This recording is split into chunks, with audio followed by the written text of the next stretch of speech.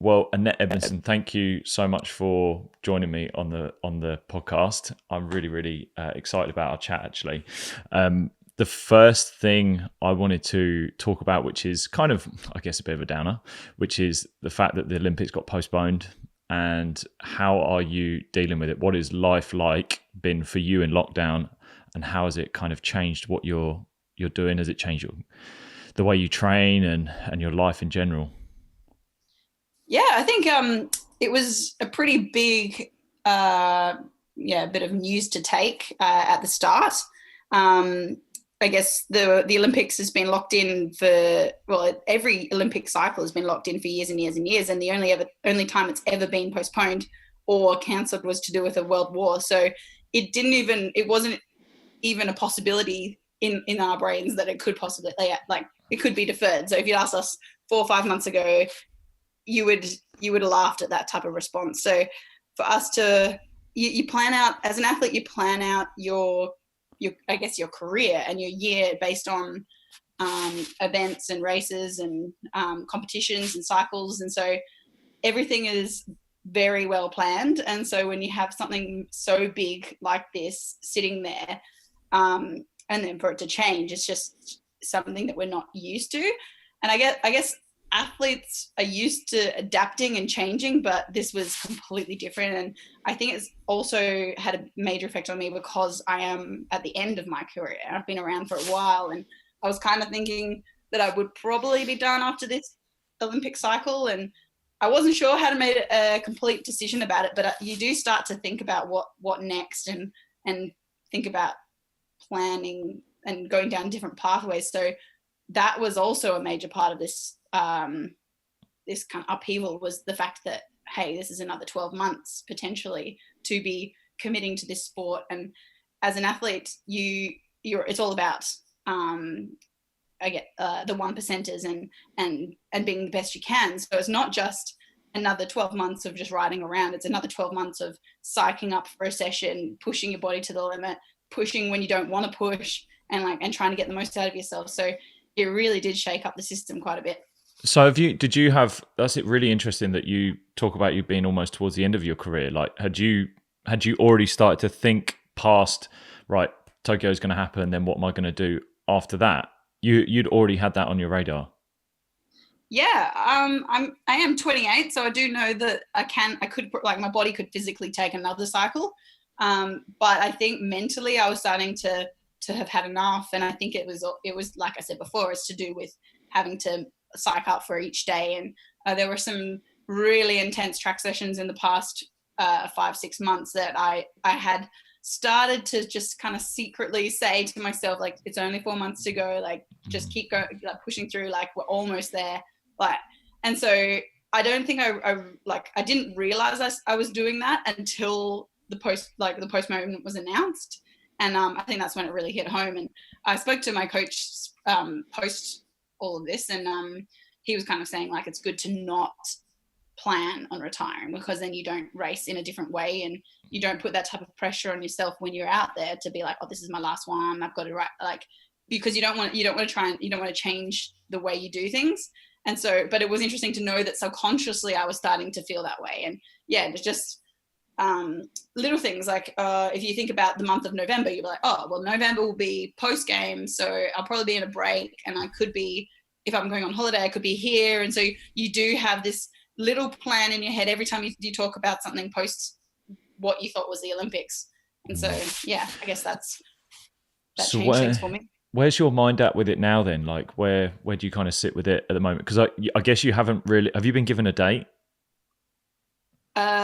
For like coming back or for the games? Yeah, games, yeah.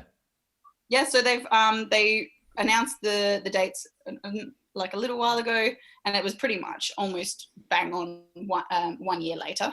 Yeah. So, and that's what we expected, because there were a lot of, like, you're going to have to expect some sort of consistency, and it's like 6 months. That's going to be completely different. The weather conditions are going to be completely different. You have to find a different location. So obviously Tokyo wants to host it, so you're going to want to have something similar. Hmm. So we expected a 12-month delay. And so, yeah, we got that. But yeah, since the announcement, I think I took about 10 days to kind of 10 days off the bike completely. I was just like, well, what's the point? I've got 16 months now, no longer got 4 months. So took some time away, kind of reassessed where I was at and what I wanted. And I came to the point where it was like, okay, right now there's a lot up in the air, but I am lucky that I still have got a bit of income. So the government support the cycling team, which is quite good. So we have got a little bit of income at the moment. I've got a lot of time, so I can train. And I guess that's also the constant. Like that's it. If I wasn't to train, I would be lost. So it's like, okay, I'm going to stick with what I know. So, and at the end of the day, it's fitness. It can be fun. And I think I feel like I lost a lot of the enjoyment as well, because you are so focused on it being your job and it being something that you have to be perfect at and focusing on results. So this was a really nice time to be able to just strip it back and actually ride for enjoyment. And so I'd go out and I would pack my pockets full of food, and we were lucky we were allowed to be out on the road. A lot of other countries weren't so lucky, so I think that was also a huge bonus for us. So I just go out on the road, and I wouldn't set a time. I would just ride up a hill, and if I wanted to go left, I'd turn left, and if I wanted to go right, I'd turn right. And if I was enjoying it, I'd stay out there. And my aim was to try and do as much as I could to keep fitness and keep some sort of base. But that's how I approached it. And I found, I guess, I really started to enjoy it again, and I was doing it for fun. And then we have been lucky because Cycling Australia have been constantly in touch to see how we're going. They're always checking in, and they're often asking, do we want structure or do we want space? And they gave us a lot of space in the first couple of months, which was what we needed. And now we're only just starting to kind of step back into a bit more structure and try and get on the same page again. That's quite a nice thing to have, where you just go out with no real expectation of your training. I mean, I imagine, and this would be really interesting to delve into, is what is a typical cancellation of the games? What was sort of your rides looking like? That the amount of Ks and hours that you're putting in, what does that kind of typically look like? Yeah, it was pretty intense.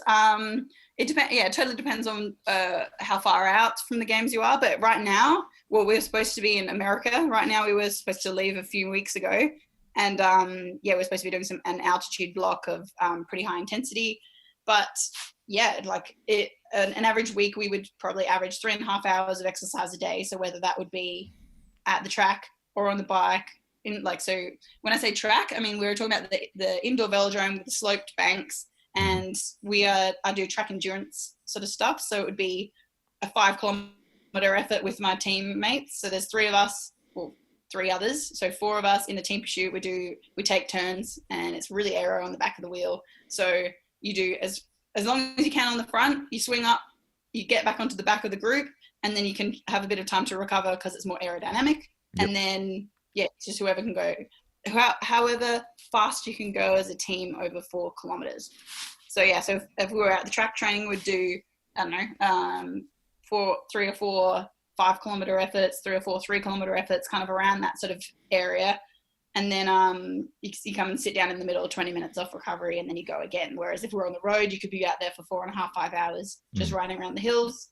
We also work out in the gym. So, it would be a lot more intense and a lot more scrutiny. Even if you're on the road, you upload your file to the internet, and then your coaches can log in and see how you went. And they can see exactly what power you did, how hard you were pushing the pedals at exact same moment. So that's what this period has been really nice for, is just escaping that scrutiny and just doing what I want and not being judged for it.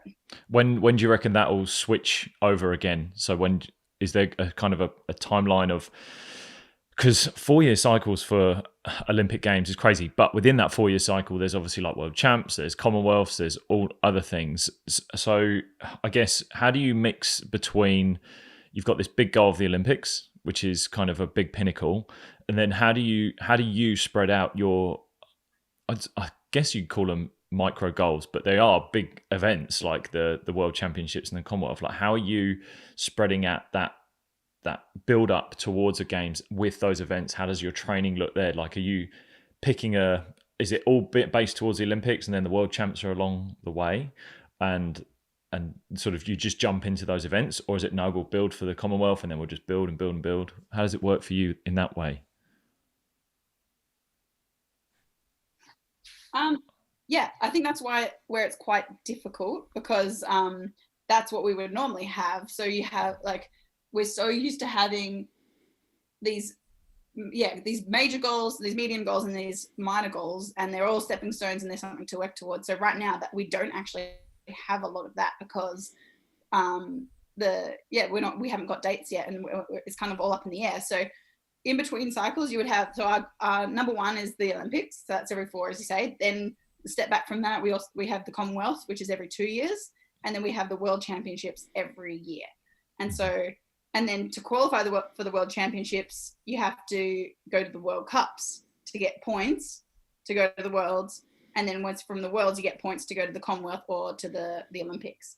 And so we had just completed the entire cycle to qualify for the Olympics. So that's why it has been such a stressful few months for us, because I went to Glasgow in Scotland in November last year to get points. And then that was the first World Cup. Then the next World Cup that I did was New Zealand. And then 2 weeks later was Brisbane in December. So we worked really hard, went to these 3 World Cups, we got the points. And then we went to the World Championships, which were in Berlin. But it's hard to peak multiple times in a short amount of time. Yeah. So because the Worlds were in February and the Olympics were in July, we didn't really peak for the Worlds. We were planning on peaking at the Games, so we kind of trained through it a little bit. Obviously, in hindsight, if we knew what was coming, we would totally have peaked for the Worlds, because that's all we had. But we did all that. We did everything. We got named in the Olympic squad, and then the announcement came that everything got postponed. So the Australian Olympic team has decided to allow those who have qualified to hold their spot. So if you've been named in the team, then you can go. And obviously, I feel like within sports, it'll all be up. There'll be some sort of markers to hit. And I know that Cycling Australia won't allow an unfit rider to go. So there'll still be some things that some markers that you have to hit along the way. But in regards to selection, they're also allowing the teams and the riders who got their points to compete next year without having to go through it again, because I don't know if there's going to be if they will be able to have any World Cups or the World Champs next year. So so it's good in one way, because we've done all the hard work and we've still got our spot, but at the same time, there's nothing to work for now. So we, as a nation, we're making sure that there's as many races as we can to get as fit against Australia as we can. So we're going to have the track national championships, which were postponed from last month. They're going to be held in October, and then they're going to hold next year's one in February, March. So there's going to be 2 national champs within 6 months. And then we're going to have the Oceania Championships, which is Australia versus New Zealand in May. So at least we've got some sort of Australian competition to try and get fit before the next Olympics, but it's still so far away. And I think that's what's really quite challenging now. So now that I've been riding, I've got a base fitness. Now it's about, like, normally say you have to go out on the road and you have to do 3 by 8 minute efforts. And normally I'd be like ready to dig deep. I could push 100% for 8 minutes because I've got a World Cup around the corner and I need to get fit. But now it's like, well, I don't have to be fit until October. So why am I pushing myself so hard for 8 minutes on the road? It's so, I think we're now starting to face those sorts of challenges. Yeah. And you're a part of a team. So how much of that team culture does that come into play? Because cycling is, you're individually on the bike, but you're in a team as well in what you do. So does that team, I guess, the camaraderie of the team sort of are you motivating each other? Is there, is everyone going through similar things, like a similar way of thinking? Are you all sort of speaking about it? It's been quite interesting because, as I said before, so in the team shoot, there are 4 riders. So they chose 5, so we have 1 spare, because there's 3 rounds in the race, so you can swap 1 rider in and out. So we have 5 riders. So we are actually, we have a bit of a Skype meeting once a week for half an hour with the coaches just to check in. But it's very interesting to know, like, to see the range of ways people are dealing with this. So I would be one of the older members in the team, and I'm kind of finding like it was hard at first, but I found a good place, but now I'm finding it a little bit challenging to stay motivated. Whereas, and there's another senior athlete who has actually found it even harder. So she actually hasn't been able to ride as much. So she's hardly trained, but she knows that she's got that history. And if she wants to come back, she can really dig, but she is making it hard for herself. So she's like kind of thinking about retirement. Then you have another one who's also a bit older, but she's fine. She's happy. She loves riding. Like, this is what she wants to do. So she's okay. And then there's the two younger ones who are just super motivated. One of them hasn't been to an Olympics. So she's just like, oh, well, like it's annoying, but in 1 year, I'm going to be even better. So she's like really into it. So you've got a big variation. But at the end of the day, it's like at one point you're like, oh, everyone's got to go through it themselves and experience it themselves. But then at the other hand, you're like, well, we actually need 5 riders. And if 2 of us retire, there's only 3 left. So it's like, it is really challenging, and you do need to kind of reach out and try and offer that type of support. But at the end of the day, it's got to come from within. Yeah, that's really important. That self-motivation and your self-drive from it. Like you can ask the help of as many people as you want, but if it doesn't come from you, like that's it. It buck stops with you. You're the one that you hold all the keys to your dreams. Basically, that's the kind of way it looks. Yeah, that teammate that was struggling were like, just let us know. We'll come over. We'll ride with you. We'll just do an hour and a half, 2 hours. Like we'll just start a bit smaller and we can just have some fun, go for a coffee ride, make it fun. But she was just like, I can't. And I prefer to go put casual clothes on and go for a walk. And then she's picked up a bit more studying and she's really enjoying that. And it's just like, it's there's nothing you can do. You just, everyone thinks that like athletes are all about physical ability, but it's 95% mental. Yeah. Wow. What sort of things do you do to look after your own mental space then, your own headspace? I think number one is recognizing when you are struggling. So not just pushing through and just thinking I need to do this, because otherwise it's just going to end. You're going to explode and you're going to give up altogether. So recognizing when you're struggling. So a few weeks ago I was trying to do one of those 8-minute efforts and I was struggling, and I felt like I was almost holding back tears, and I was like, this is not healthy. So I was like, you know what? There's no point right now. I may as well, if I'm enjoying riding the bike, that's great.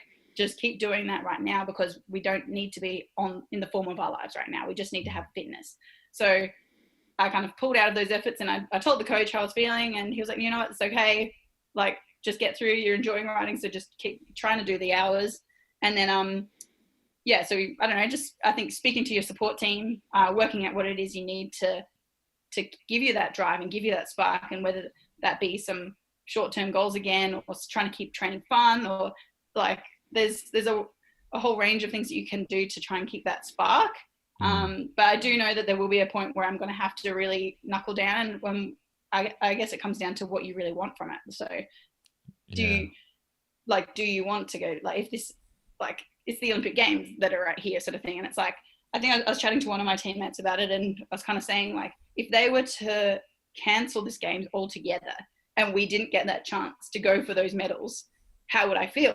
And I would feel pretty empty and let down, and I'd be so disappointed that we didn't get a chance to bring home a medal for our country. And so I was like, well, that's kind of a nice answer right there. It's like, if it's taken away from me, I'm not going to be happy about it. So therefore I want to go, and I do believe we can do well if we go. So that in itself is enough motivation to keep trying to push through. Yeah, that's kind of giving you why you're doing it. That's really, really nice. Where was your kind of first memories of cycling? How did you get into it? What's your story of getting into cycling? My first memory was of riding bikes was that I've got 2 brothers, an older brother and a younger brother. So Chris is the older brother. He's 2 years above, and then they've got 2 years below is my younger brother Alex. And they just loved BMX and doing the jumps on their bikes and stuff. And so I kind of got a bike just to join in a bit and followed them around a bit, and didn't love it, but it was kind of fun every now and then. And I'd pretty much just use it to ride into town to get an ice cream, or go and visit the pet shop and like hang out with the kittens in the pet shop, like I don't know, just a bit of fun, but I never thought of cycling as a sport in my recreational activity. And I didn't really know about the Tour de France or any of that. But it wasn't until I was at school, I was 12 years old in year 7 at St. John's Grammar School, and I did these benchmark testing. So they do a series of tests like big test, 50-meter sprint, vertical jump, how far you can throw a basketball, and then they take all your details like your arm span, your height, your weight, all that sort of stuff. And then those who are in the top half of the results get to be retested with the South Australian Sports Institute. So they came around to do a talent search program, and I got retested, and then they took all the details and they sent it off to the labs. And if you were lucky, or if your body somehow fit what they were looking for, they you might get a letter in the post saying you should try cycling, or you should try soccer, or you should try kayaking.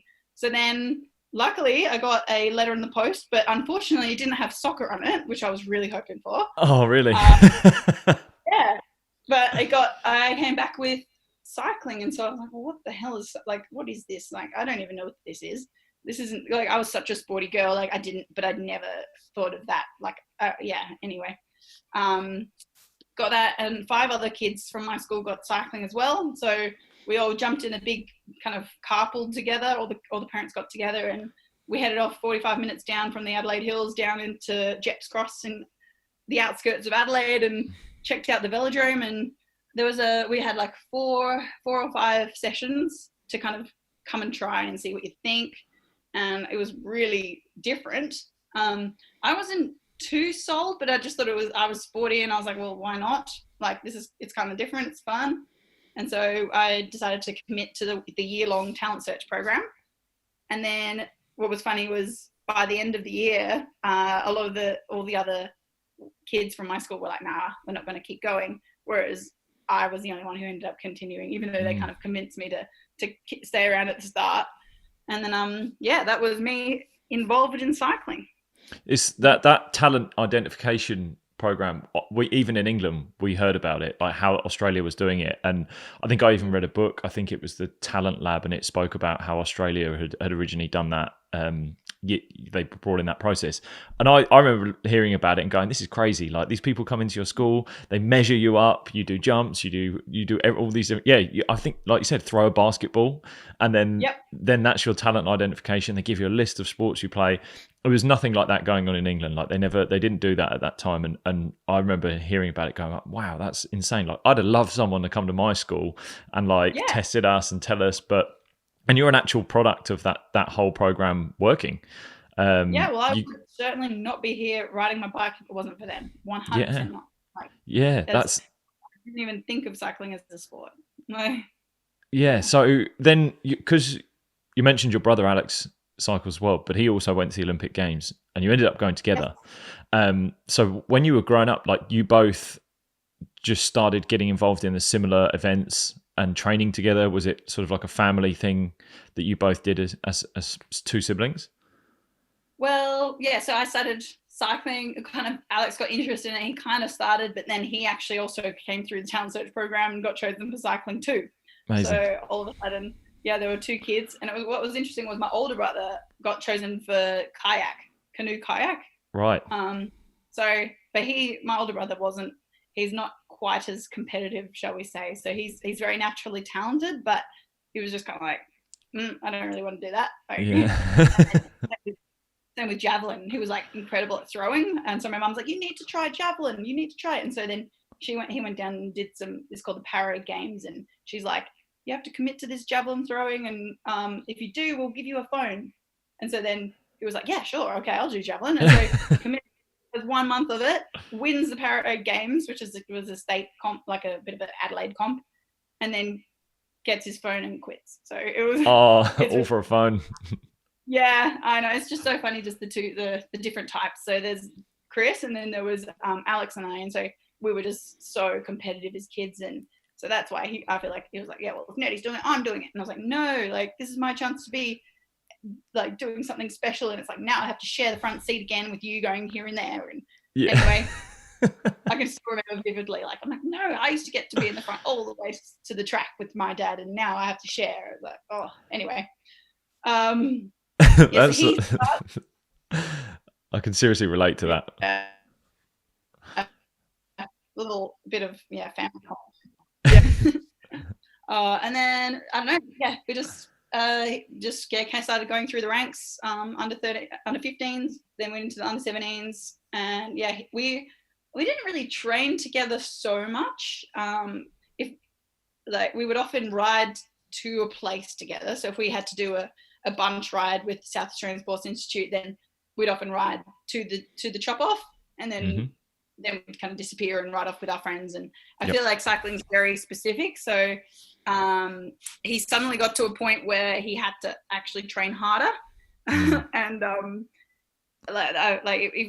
we ended up, as you say, we ended up going to the games together. We ended up over in Europe racing for road professional teams, and it was really nice to have him in Girona in Spain with me, especially going through the ups and the downs. And we'd ride together then, but it would be when I had a training session and he had a recovery day. So if he was going a bit easier, then I'm happy to ride with him. We'd go down to the cafe, have a coffee, and then ride back. So it's funny how they say like how you get that a much better bond with your siblings once you move out or once you grow up. So we definitely had that. And yeah, even though it was really competitive as kids and there was a lot of fights at home, when we needed each other, that's when it really counted. Yeah, that's awesome. So what was it like when you went to the Olympics together? A bit of an emotional experience. So it was 2012. We were both really young. I had actually started off as a track sprint cyclist, and then I swapped over in 2010 to track endurance. So I'd had a big break, thought I'd quit cycling, and then I decided I was going to come back. So I managed to make the 2012 team by the scruff of my neck, just by fighting my way. And so I was a freshie in that, and then so I was a young 20-year-old. But my younger brother he managed to scrape through as well. So he was an 18-year-old. So we're both pretty young. But over in Italy at the training camp beforehand, I just remember clearly, like he ended up getting quite injured. He injured his glute. So I just remember how stressful it was. So whilst I was just focusing on myself, trying to get in this team and trying to do my best, I also had him in it. Like I remember him struggling because he was kind of just on the edge of making this team. And because even though he got chosen for the team, they can just choose 4 riders for this team to shoot. So like you're not guaranteed to ride. So he was kind of on the outer, and it was a really stressful period. And then whilst I managed to ride, and I came home with a bronze, and it was super exciting, and it was definitely one of the highlights of my career. To have my brother miss out on riding was really tough. And I remember sitting in the center of the pits with him, and the gun going off for the start of the final race and knowing he didn't get to have a ride was heartbreaking. So whilst it was really nice to have him on the journey, it was also pretty hard.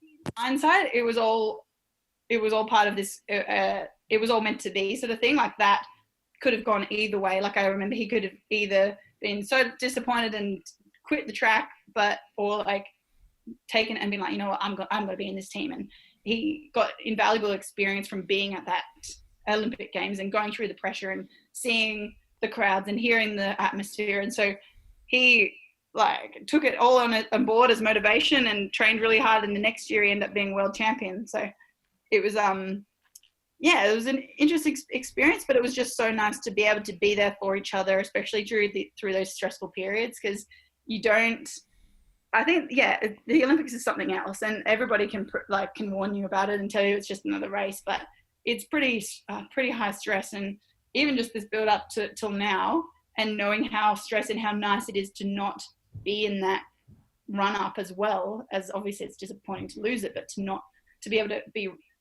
have a weight off the shoulders, you realize what sort of pressure it has on that body. Yeah. So like you said there, the Olympics is another level. It's a different experience. You've had that build up for 4 years of your training and all of the races that you've had in between. You've got one time when you've got a moment where you're sitting on the track, you're ready to go. What's going through your mind when that's happening? I'm trying to, I'm trying to simplify it and make it as similar as possible. I'm just trying to tell myself it's just another bike race. You know what to do. Like when that gun goes off, you know what to do. And as soon as the gun goes off, you do know what to do, and it's nice. And like you just put the power through the pedals, and it's easier. But it's that moment on that start line that it is pretty nerve-wracking, and you do have to try and keep that mind right there and present, rather than thinking about the crowd and the noise and the TV cameras going past your face and seeing in the background your face on the big screen. Like it's just like, no, bring it back, and just try and simplify it and make it as normal as possible. Yes, really like anchoring yourself to what you've got to do, and like you said, that's quite a mindful thing, putting your feet through the pedals and just powering through and getting it going. You do quite a few events, so you've done quite a range of events on the track as well. Is there one that you prefer, that you actually like the most? Oh, they all have their positives and negatives. At the moment there's the 3 Olympic events. So there's the team pursuit, which we've spoken about. There's the omnium, which is 4 events for one person. Explain the omnium a little bit. I've watched parts of the omnium, but I've never really understood it fully. Yeah, well, it's been tricky because they've changed it every 4 years. So so in 2012 when I raced it, it was 6 events over 2 days, and there was so the 3 timed events, and there was some sprint ones and some endurance ones, and then there were 3 bunch races. So it was kind of like best all-rounder kind of thing, which I liked. I thought it was simple. Just, it was like a pentathlon, I guess, for a athletics person. But then it became for Rio, what was it? The order changed. So it stayed similar, but the order completely changed. So it would finish on a points race, which was a bunch race, so that there was more things that could change by the final event, and it was like all the way up till the finish rather than timed event to finish it. And then since 2016, it changed again, and now it's only 4 events on one day, and it's 4 bunch races. So it's become the best bunch racer rather than the best all-rounder. So they're all endurance. They start off with a scratch race, which is the most simple to watch. It's everybody in together, and whoever goes across the line first wins after 10 kilometers.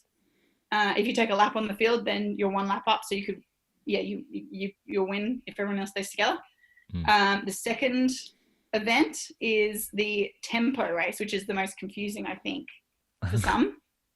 So if it's whoever goes across, so it's 25 laps 30 laps, but for 25 of them you can get points. So whoever goes across the line first each lap of those 25 laps gets 1 point, and then everyone else doesn't get anything. So it's kind of like, it's like a flag, if you know what I mean. Like each person's got to try and get that flag, and there's only 1 available each lap. Right. And then if you get a lap on everybody, you get 20 points. So it's it's a huge incentive to take a lap, because you get 20 points in one hit.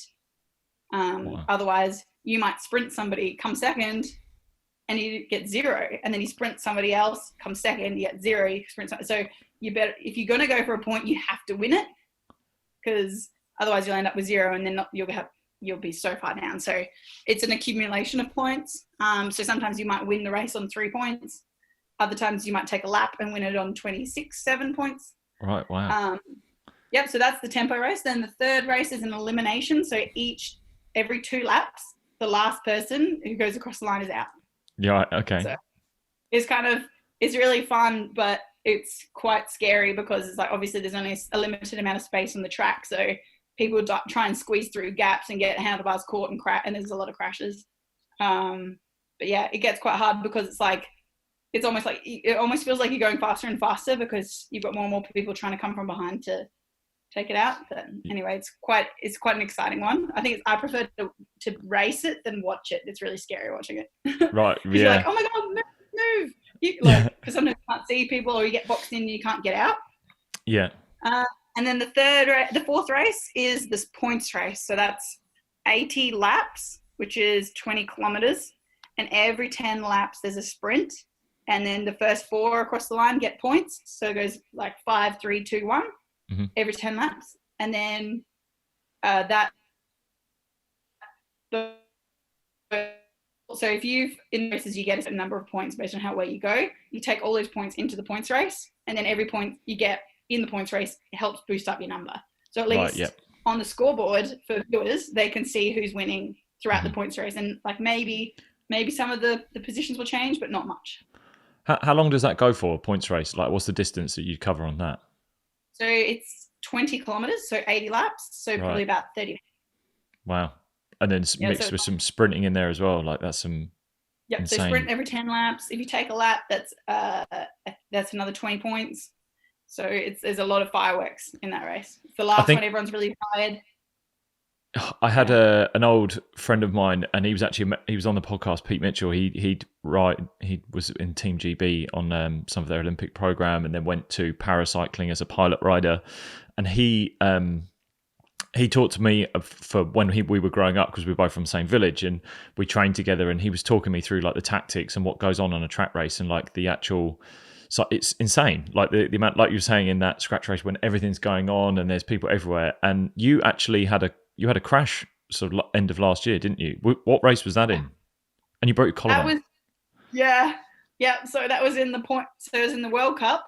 So I explained before, we did 3 World Cups. This was the final World Cup in Brisbane. I did 3 events. So I did team pursuit, then I did the Madison, and then I somehow managed to win both. And I was going into Omnium, and I was sitting in second place. And there was we'd done the first 3 races. We were in that points race. We're in the final event. We were halfway through, so I was so close to finishing this World Cup campaign. And then because it's almost like there's a race within the race, because it's like everybody's got their numbers, and it's like, so if you're sitting in 5th position and 6th position is 1 point behind you, you don't want them to get away, so you start to follow them.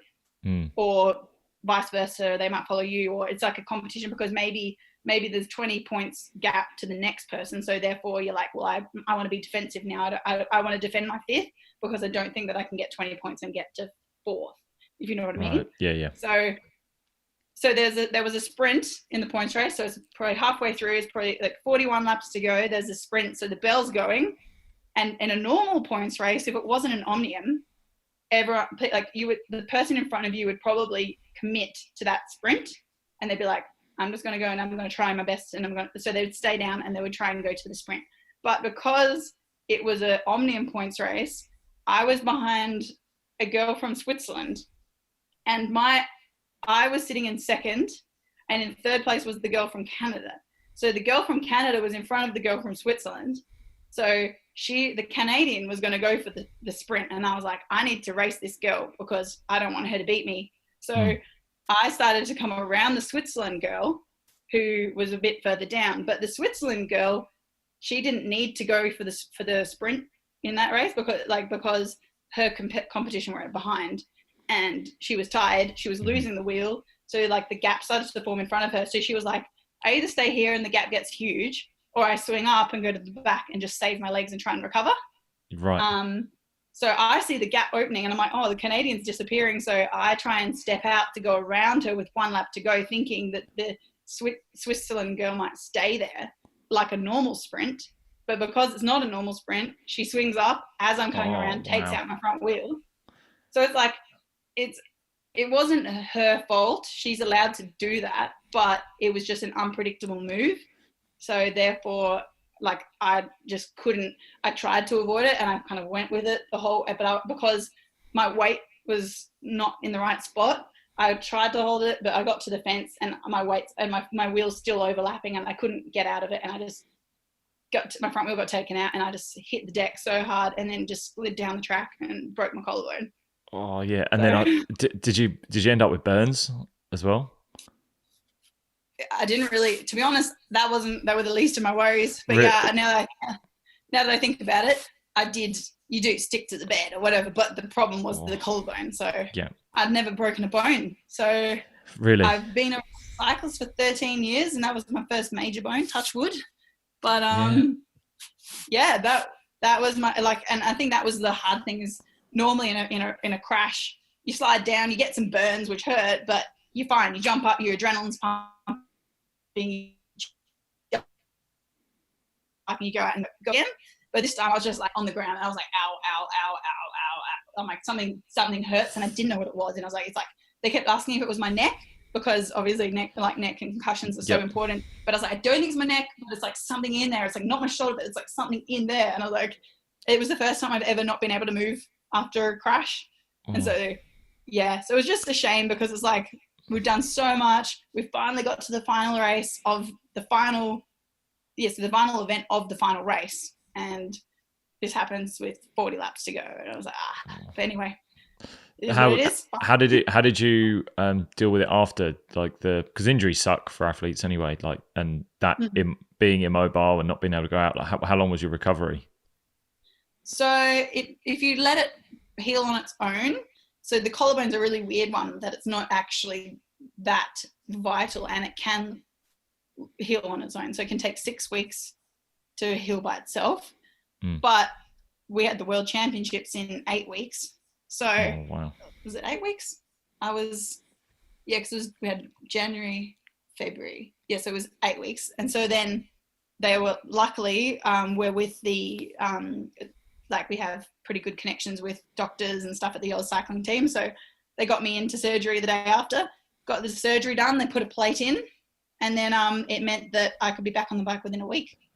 Wow. So, yeah, so it was a bit, it was like, I spent the next few days kind of in bed, because I feel like the drugs were so heavy that I just got a bit dizzy, if you know what I mean, like with all the anesthetic, waiting for that to come off. And then I was back in the gym after a week, and then back on the bike. No, maybe I was in the gym after 5 days, and then on the bike after a week. Wow. But indoors on a trainer. I wasn't, because obviously you've got a plate in there, so you've got something there, but it's still healing. And so every bump you feel if you're out on the road. So we're just indoors, and just had to adapt to my training and try and do as much as I could to get as fit as I could for the Worlds. Yeah, that's mad.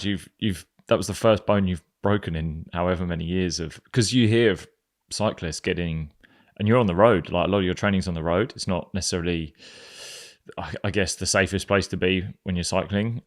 Here in Adelaide, like, there's some beautiful cycling around here. Like the hills is just amazing, and you can really kind of get lost, and there's no one really around. Like in the UK, it's chaos. Like I honestly, I don't know how people cycle in around the cities. I don't know how they do it. The roads are so fast. That's absolute madness. Like when you're getting out on the roads, you've never had any issues out on the roads with people? And I have, but I think I've got strong bones.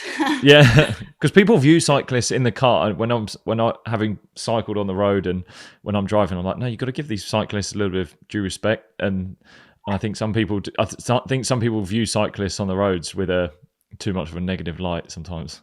Yeah, I don't know what it is, and especially in Australia, like when I've ridden around in Europe, it's completely different. People have so much more respect, and I think it's because more people do it. So I think more people know people who do it, so therefore it's real. Whereas in Australia, for some reason, it's like almost like a game to try and get as close as you can, and treat us like it's weird. We don't get treated like humans. So it's like if I ever get into an argument or something with someone on the road, I'll just be like, would you drive that close to them if it was your mum, or if it was your daughter, or if it was your husband? You know, like it's like try and point. Make it relate to them. Yeah. And I think therefore I hope that it hits home a little bit more, because it's true. Like you would, if you had a loved one out there, you wouldn't risk their lives by driving your metal box so close to them. Yeah. Like, it's just ridiculous. And and the sad thing is I'm so used to it. So like if someone comes really close to me, like you let it go, and then you're like, I shouldn't let it go. Like that, this person needs to know that wasn't okay. Like, but yeah, so I've had a couple of bad ones. And I think also the other thing, which is almost more scary, is the people who do things that don't realize that they're doing it. So like the ones that don't actually see you, or the ones that don't look for you. So like they'll be looking right, look left, and they'll say there's no cars, but they're not they haven't seen you. Like I'm a cyclist, but they're not looking for you. And they're the ones that are scary, because they're the ones that are going to clean you up and really do the damage. So yeah, I had to have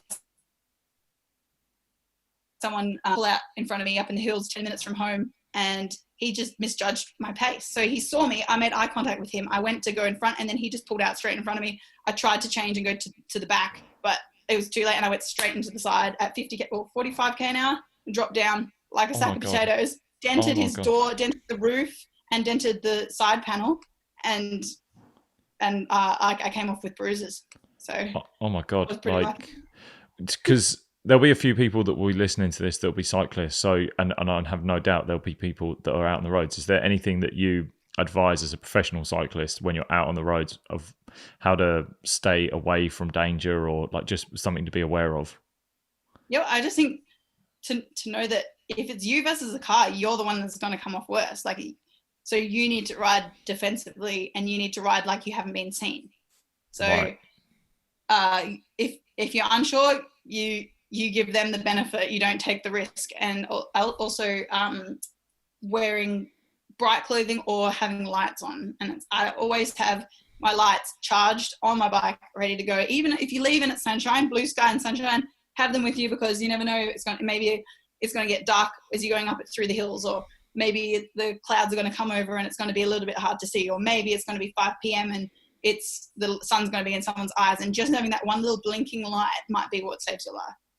Yeah, that's great advice. Amazing advice. And you said about it being better in Europe. Where's one of your favorite places to ride?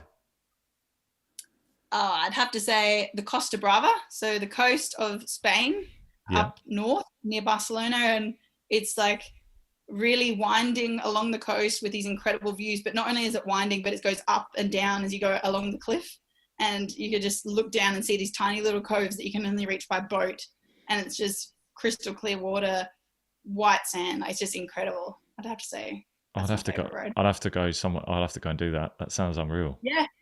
Yeah, definitely. I have friends come and visit, and I'm like, they're not cyclists. I'm just like, just hire a motorbike, just go on a scooter, just go along that road. It's just incredible. Yeah. So with everything that you've done and you've gone through, and sort of you talk about your journey from when you were younger and you got selected, is there? I kind of wanted to finish on. Actually, wanted to go into the charity work you did before I ask this question. The charity work that you've done, like you've been out to Indonesia, and you actually had. I read a bit of your story, like you started life out there as a child, or you weren't actually living in Australia for an early part of your years, were you? Yeah, so my mum and dad worked for Shell. So dad was an engineer, my mum was a teacher. So my older brother Chris was born in Scotland.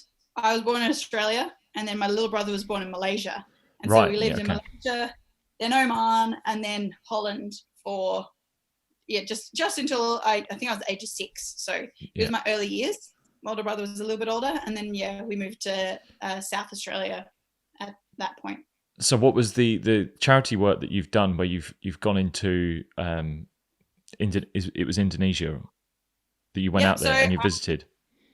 I am an ambassador for World Vision. So back as a 14-year-old, I decided to sponsor a child, and I got a young girl from Brazil. So that was really nice. And then, just kind of sponsored her for 10 years. And then it just so happened that on the 10th year was the Olympics in Brazil. And so, wow. So then it kind of worked out really well that I could fly up and visit her in Salvador. So straight after competition, I spoke to World Vision to see if it would be possible. And then, we made it possible. And I just flew up and spent the afternoon with her and met her and her family and her community. And it was pretty incredible just to see, because I think even as a sponsor, I just assumed that my money would be going just to her. And I knew that it was affecting her and her family, but it wasn't until I actually visited that I saw what a difference it made to the entire community, and how happy they were to see me, and know that I had an interest in them. And then they went and showed where my money had gone to. So it went to the community building where they had school, or they had community groups like teaching sport or music or dance lessons or any of that sort of thing. So it was just, it was just really a really nice experience. And it was also quite, it really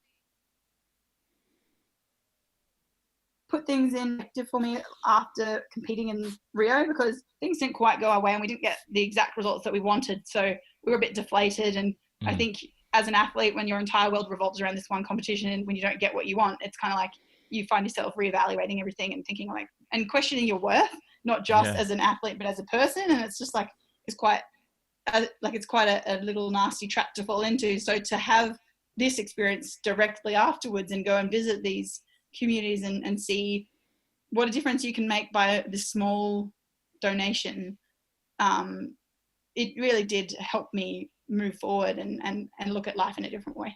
Is there something that you plan to do in the future with stuff like that? Is there anything that you kind of want to get involved with, or is really close to your heart?